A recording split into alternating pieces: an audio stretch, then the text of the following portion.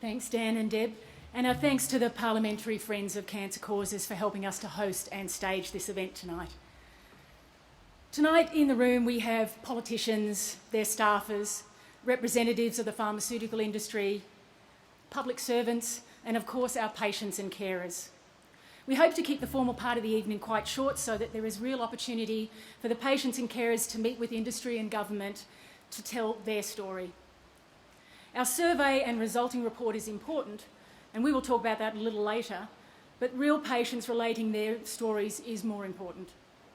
Too often, in our view, the debate around access to medicines in this country is reduced to a series of meaningless statistics, and the fact that there are real patients with real families at the end of it seems to be forgotten. I recently had a stand-up row with an economics professor about the value of an individual life compared to weighted averages and median survival. I'm not sure if I won the argument, but I certainly felt better for having the fight.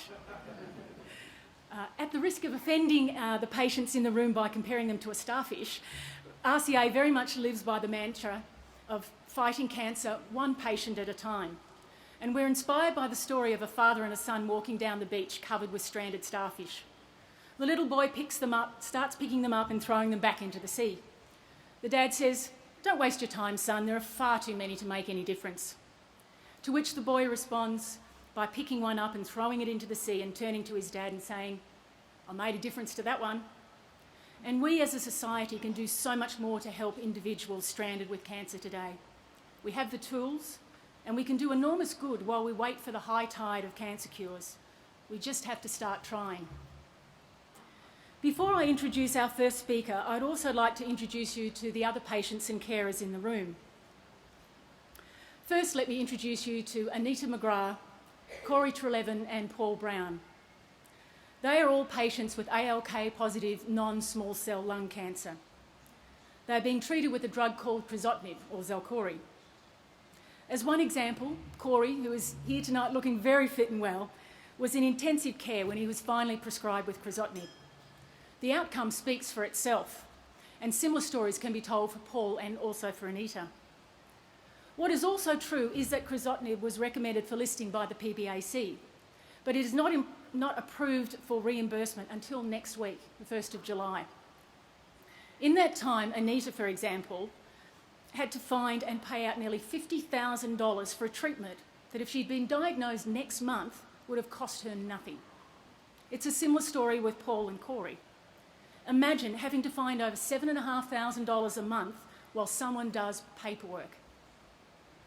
Let us now meet Lillian Lee.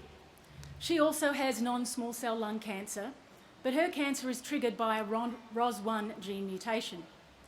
As it happens, Lillian and crizotinib are incompatible. So she has to find large amounts of money to continuously travel from Sydney down to Melbourne for treatment in a clinical trial. No support from the government. And Jeff Olsen from Adelaide. Jeff has a very rare condition called Gorlin syndrome that means he is constantly being afflicted with skin cancers. Jeff stopped counting at 176 surgeries. His only option to prevent continuous surgery is a drug called vismodegib that is costing him $7,500 every month. It's currently PBS listed for other cancers, but not for Gorlin's, and it's unlikely ever to be. Then there are our carers, Susie Ward and Anne Goldsmith. They have both lost loved ones to rare cancers and experienced firsthand the failures of the system with rare cancer patients. Both should be compulsory listening for every politician in the room as they relate Bruce and Nick's stories. All of these patients and carers have been put through enormous financial and mental stress at a time when we as a community should be caring for them and repaying them for their years of hard work, not to mention the tax that they've all paid. Please do take the time to listen to all their stories tonight. They have all travelled a long way to be here and to be heard. Finally, let me now introduce Louisa Steckenreuter. Louisa is battling an osteosarcoma and probably should be home resting tonight, but she was determined to be here to speak on behalf of the patients. Her doctor, Professor David Thomas, has prescribed a drug called Keytruda for Louisa that again is not funded, and she is currently having to find $5,000 every 3 weeks for her chance at recovery. Please welcome Louisa.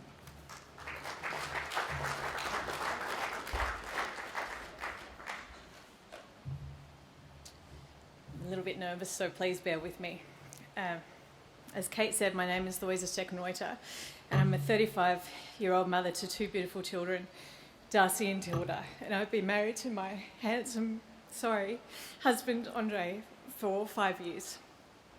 Rare Cancers has asked me to share my story with you, to give you a patient's perspective. You're probably thinking to yourself, she doesn't look very sick. At least I hope you are, otherwise I'm taking this dress back. But in fact, tomorrow marks the first anniversary of the day I received my diagnosis, which is probably why I'm a little bit teary today. When I was told that the excruciating pain I'd been suffering in my shoulder was not being caused by a muscular injury, as I first thought, but was in fact cancer. A biopsy and scans given later showed that I had metastatic Osteosarcoma, a rare type of bone cancer that has spread to a number of sites in my body. I may not look sick, but as I speak to you, I have a very large tumour in my left arm, one in my liver, tumours in both my kidneys, and innumerable tumours in my spine and ribs. There are a few people in the room tonight who have experienced the devastating, bewildering feeling a diagnosis like this brings. To those who haven't, it's very difficult to describe, but I liken it to stepping off a cliff and going into a free fall that you never come out of. You can't really comprehend what's happening to you, but you do know that life will never ever be the same. As a parent, I also experienced utter terror at the thought that I may not be around to raise my children. A paralysing fear that can still hit me out of nowhere and at any time, like now, apparently. Over the past year, I've undergone 4 types of IV chemotherapy, 1 brief week on oral chemo, and 2 rounds of radiotherapy. The first 3 months of chemo I spent in bed or on the couch. It smashed me so much that I could barely leave the house to see my doctor, and if I managed to eat half a boiled potato, it was a good day. I've been admitted to hospital about 14 times, had God knows how many scans and x-rays, given at least 10 litres of blood in blood tests. I'm thoroughly over hospitals and being picked and prodded, and I can tell you now that I'm completely sick of being sick. The past year has been like being on a roller coaster that never ends, and it seems that every day we get a little up is quickly followed by a down, just to remind us that I'm fighting for my life, like I'd forget. Unfortunately, the chemotherapy didn't have a big impact on my cancer. In fact, the last one we tried had no effect at all. And in April, my husband and I walked into an appointment with my oncologist, Professor David Thomas, fearing he would tell us there was nothing more to be done. But being optimistic people, we still were hopeful that he would pull something out of his hat, which he did. Professor Thomas told us about a treatment called pembrolizumab, or Keytruda, as Kate said.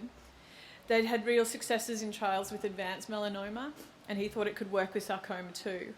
I'd be the first with sarcoma to try it, but I have great faith in David, and I'll do anything to prolong my life, so it was easy to say yes. The only catch that the treatment wasn't on the PBS, and it was going to cost at least $6,000 a round every 3 weeks, an almost incomprehensible amount of money. So that's a brief summary of my story and how I came to be here. I'd like to take a moment now to acknowledge my fellow patients in the room tonight. I think it's important to realise that the reason they're standing here is because they've been through all the traditional forms of treatment just like I have, and for whatever reason it just hasn't worked. Please don't underestimate the mental fortitude it takes for a person to go through these treatments with all their side effects and challenges. Don't underestimate the personal strength that it takes to pick yourself up after the news of treatment hasn't worked. Your cancer is still progressing, and to carry on and try that next treatment that will make you sick in a whole new range of ways. Realise every day,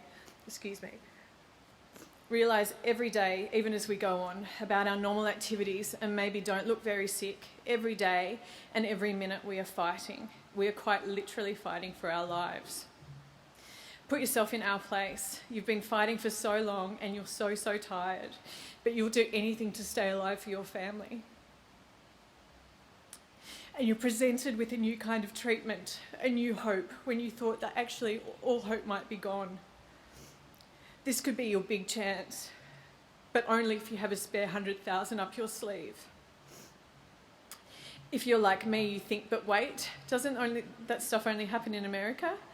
And haven't I been through enough already without having to find such a huge amount of money?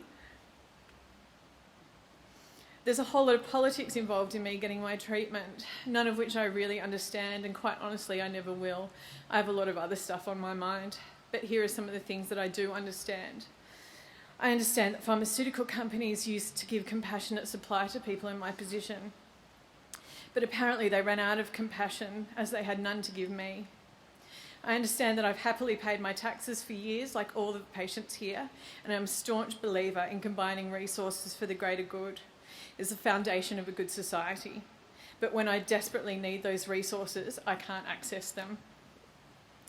I understand that my oncologist, Professor David Thomas, is the leading expert in his field and one of the best in the world. But even though he thinks that I should have this treatment, and there's a good chance that it will prolong my life, I have to wait until someone sitting in an office somewhere who I suspect is not a world expert in sarcoma to decide it's safe for me to have and it's put on the PBS. But that could take them a few years to fill out the right forms, and until that happens, I'm going to have to find the equivalent of a house deposit, Sydney prices obviously, not Canberra, every year just to stay alive. I'm told that if you have melanoma instead of sarcoma, you will soon be able to access the same drug on PBS because it's the right kind of paperwork has been done. And to that I say, how come it's okay for them and not for me? That bit I don't understand. Some of you may come to me later and say, you know, Lou, you're really oversimplifying the situation. To which I say, to me, it's simple. I'm a hard-working, tax-paying, yes, I still manage to work and I still pay tax, Australian whose greatest goal in life is to live long enough for my 2-year-old daughter to remember me. Sorry. And for the first time in a long time, I really do feel I have a shot at reaching that goal. And I'm asking my country for help to do that. We have to find a way to make this process faster so that whether we live or die is not determined by the size of our bank balances. So that's my perspective, and I thank you for your patience as I tear up here. I tried not to. And I thank you for listening to it. If you don't mind indulging me for one more minute, I'd like to take this opportunity to thank Kate and Richard Vines and everyone at Rare Cancers for their assistance in backing me through this process. All my Sick or Treat donors for giving me a chance to access this treatment. My husband, mother, family and friends for their unwavering support. And finally, I'd like to thank Professor David Thomas for keeping me alive this year. I may have mistaken you for the new oncology registrar when we first met, but it didn't take me long to realise how very, very lucky I am to have you as my doctor, and I'm so grateful to you. Thank you.